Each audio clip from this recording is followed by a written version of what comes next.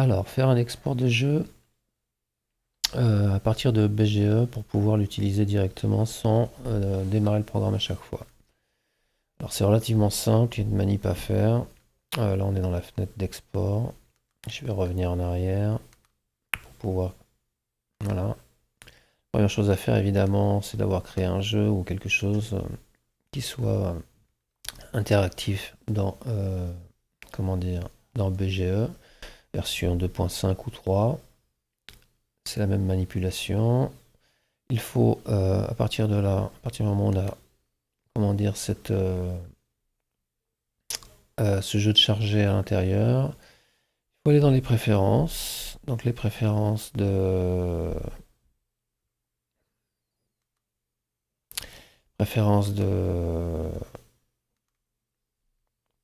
BGE. Et dans les préférences, il y a une partie qui s'appelle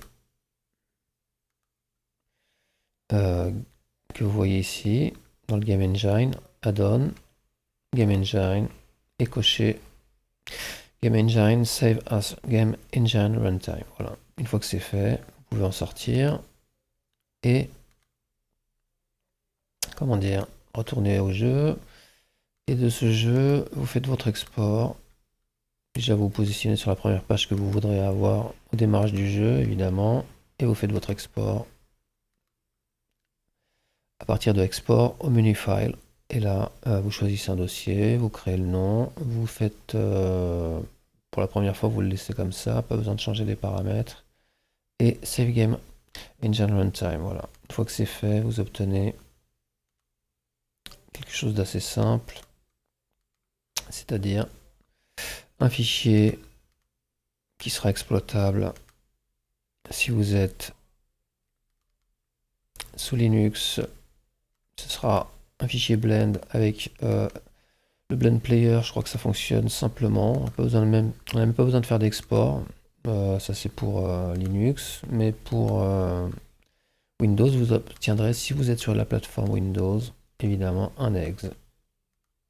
Et cet exe sera démarrable. Vous pourrez le démarrer directement en double-cliquant sous Windows sur cet exe. Voilà, le jeu partira. Et vous obtiendrez un jeu jouable comme n'importe quel autre jeu. Voilà, assez simple à gérer, manipulation facile, une fois qu'on a créé son jeu sous UpBGE. On peut l'exporter pour Windows, pour Mac et pour Linux. On attend pour Android.